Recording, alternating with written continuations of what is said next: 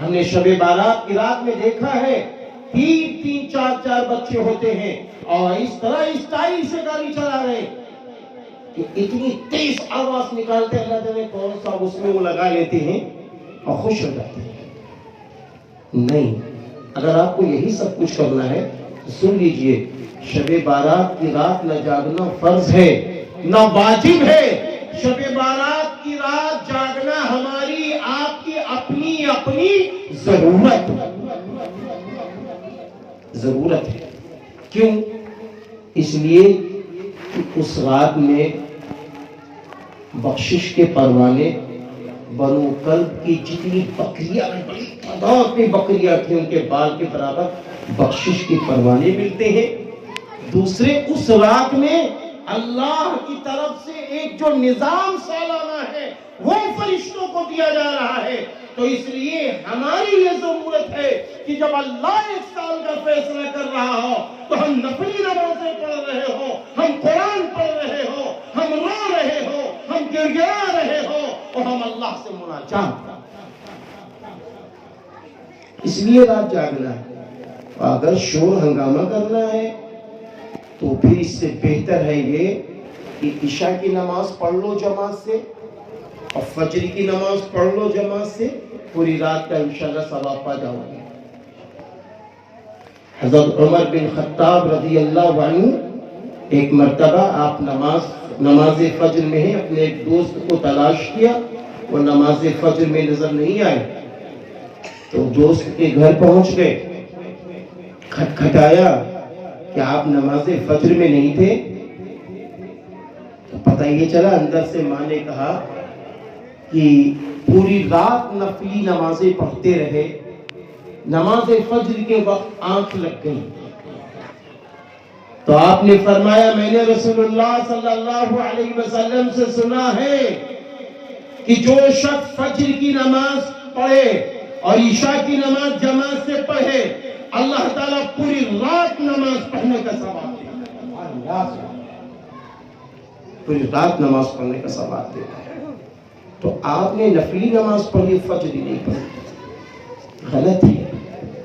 اس لیے میرے بھائیوں، ہم کو عشاء کی نماز بھی جماعت سے پڑھنی ہے اور فجر کی نماز بھی جماعت سے پڑھنی ہے، اور یاد رکھنا فجر کی نماز تو اتنی اہم ہے، فجر کی نماز تو اتنی قیمتی ہے کہ قیامت کے دن میرا اللہ کہے گا، قیامت کے دن میرا اللہ فرمائے گا اے میرے بندے میرے نبی نے یہ بات کہی تھی، کون سی؟ جو فجر کی نماز پڑھ لے اللہ پورے دن اس کی ضمانت لیتا ہے، جو فجر کی نماز پڑھ لے پورا دن اللہ اس کا کفیل ہو جاتا ہے۔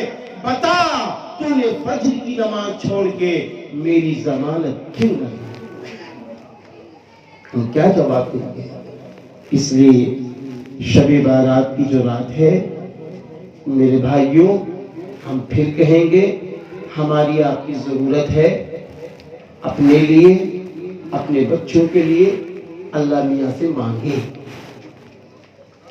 اللہ میاں کے سامنے اپنی باتیں رکھیں۔ آج ہم لوگ دنیا کے سامنے اپنی باتیں رکھ دیتے ہیں لیکن اللہ تعالیٰ کے سامنے ہم باتیں نہیں رکھتے۔